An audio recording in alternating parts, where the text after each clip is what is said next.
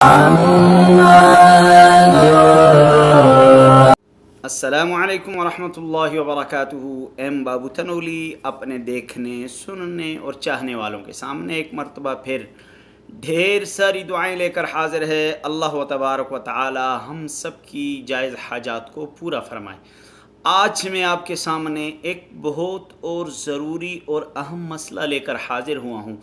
उम्मीद है कि आप मसाइल को जानने के लिए मेरी तमाम वीडियोस को आखिर तक देखेंगे और दूसरों तक पहुँचाएंगे। आज मैं जो मसला लेकर आपके सामने हाजिर हूँ वो है मस्जिद में दाखिल होकर आया आप मस्जिद में दाखिल होकर सलाम करेंगे या मस्जिद में दाखिल होते वक्त दुआ पढ़ेंगे। तो पहली बात ये समझ लीजिए कि आप जब मस्जिद में दाखिल होंगे आप सल्लल्लाहु अलैहि वसल्लम की बताई हुई दुआ पढ़ेंगे, ये ज़रूरी है।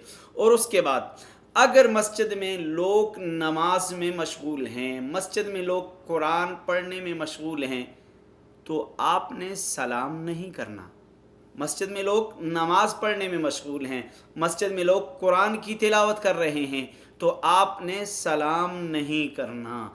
इसलिए कि नमाजी के ऊपर सलाम का जवाब ज़रूरी नहीं, कुरान पढ़ने वाले के ऊपर सलाम का जवाब ज़रूरी नहीं।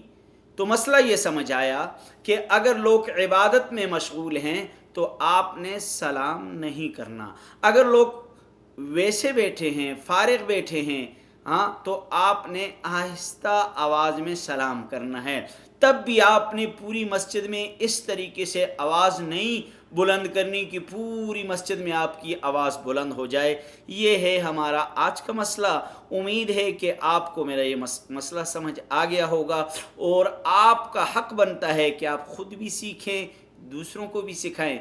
और आखिर में मेरी वीडियोस आपको अच्छी लगें, मेरे चैनल को सब्सक्राइब कीजिए और घंटी वाले बटन को ज़रूर दबाइए ताकि इसी तरह के मुख्तलिफ़ मसाइल आप तक पहुँचते रहें। अस्सलामु अलैकुम वरहमतुल्लाहि वबरकातुहू।